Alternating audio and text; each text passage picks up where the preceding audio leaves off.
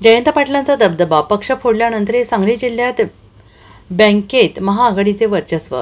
काँग्रेस, राष्ट्रवादी काँग्रेस, शरदचंद्र पवार पक्षातून भाजपमध्ये जाणाऱ्यांची संख्या दिवसेंदिवस वाढते आहे। आमदार जयंत पाटील यांच्या ताब्यात असलेल्या जिल्हा बँकेचे 2 संचालक भाजपमध्ये गेल्यामुळे बँकेत सत्ताबदल होईल की काय अशा चर्चांनी जोर धरलाय। पण बँकेच्या एकूण 21 संचालकांपैकी सर्वाधिक 8 संचालक जयंत पाटील यांच्याकडे कायम असल्यामुळे त्यांची बँकेतील सत्ता अबाधित आहे। 2 तज्ज्ञ संचालक महाविकास आघाडीकडे आहेत।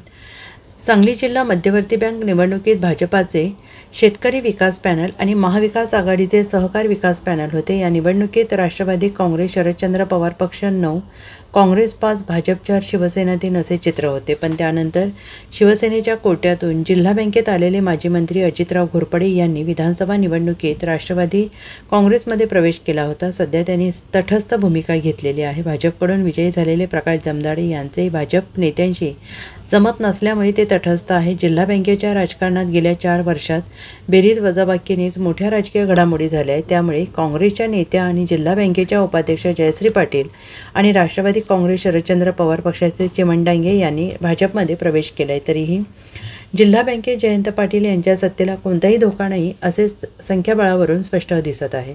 सध्या जयंत पाटील गटाकडे 8 संचालक, काँग्रेसचे 4 संचालक, 2 तज्ज्ञ संचालक असे एकूण 23 पैकी 14 संचालक महाविकास आघाडीकडे आजही आहेत। भाजपाचे 5 मित्रपक्ष, शिवसेनेचे 2 असे महायुतीकडे 7 संचालक आहेत।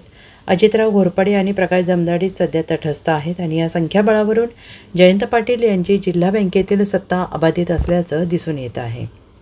Bureau report, SBN Marathi, Sangli.